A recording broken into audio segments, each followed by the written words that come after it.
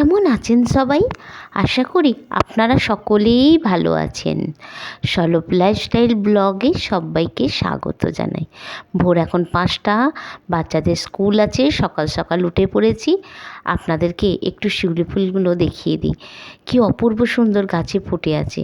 ভোর হবার সাথে সাথেই শিউলি ফুলগুলো ঝরে মাটিতে পড়ে যাবে। সবাই মাটি থেকেই আমরা কুড়িয়ে নিই শিউলি ফুল।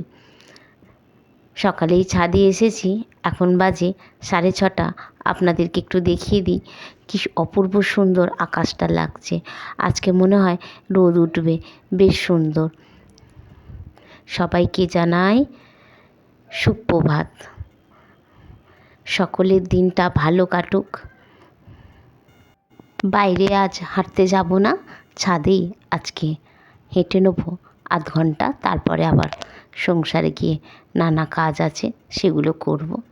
আকাশটা অপূর্ব সুন্দর লাগছে বলে আপনাদের সাথে একটা শেয়ার করলাম। আপনারাও দেখুন সকালের আকাশটা কত সুন্দর, সাদা মেঘের ভেলা চারিদিকে ভেসে বেড়াচ্ছে, অপূর্ব সুন্দর লাগছে আকাশটা। সকালে হাঁটতে এসেছি ছাদে, বাইরে যাইনি আজকে, সেটাই আপনাদের সাথে আজকে শেয়ার করলাম। চলুন নিচে যাই, নিচে অনেক কাজ রয়েছে। সকাল এখন 9:30, সিঞ্চন চলে যাচ্ছি স্কুলে। সকালবেলা সিঞ্চনকে আলু সেদ্ধ, মুসুর ডাল সেদ্ধ দিয়ে ভাত খাইয়ে দিয়েছিলাম। চলে যাচ্ছ খেয়ে স্কুলে। চলে এসেছি আবার আমি রান্নাঘরে, দুপুরের রান্না করব। আজকে রান্না করব বাটা মাছ, পেঁপে, আলু, ঝিঙে দিয়ে ঝোল, কলমি শাক ভাজা। আর সিঞ্চনের বাবা নিয়ে এসেছে সিঞ্চনের জন্য চিংড়ি মাছ। চিংড়ি মাছটাকে ওর জন্য ভেজে রেখে দেবো। ওই স্কুল থেকে এসে আজকে চিংড়ি মাছ ভাজা, মুসুর ডাল সেদ্ধ দিয়ে আর শাক ভাজা দিয়ে ভাত খাবে।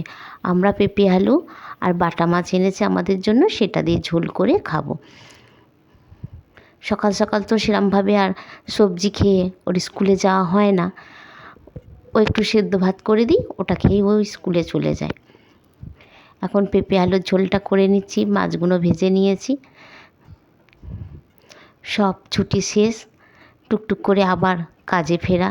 কালী পুজো, লক্ষ্মী পুজো, দুর্গা পুজো, জগদ্ধাত্রী পুজো সবই চলে গেল। স্কুল খুলে গেছে বাচ্চাদের, আবার অ্যানুয়াল পরীক্ষা শুরু হয়ে যাবে। সব অকেশানগুলো চলে গেলে মনটা কি ভীষণ খারাপ হয়ে যায় বলুন। আমরা বড়রাও মেনে নিতে পারি না ছুটির দিনগুলো বেশ থাকুক, আমাদেরও খুব ভালো লাগে। কথা বলতে বলতে শাকটা ভেজে নিলাম।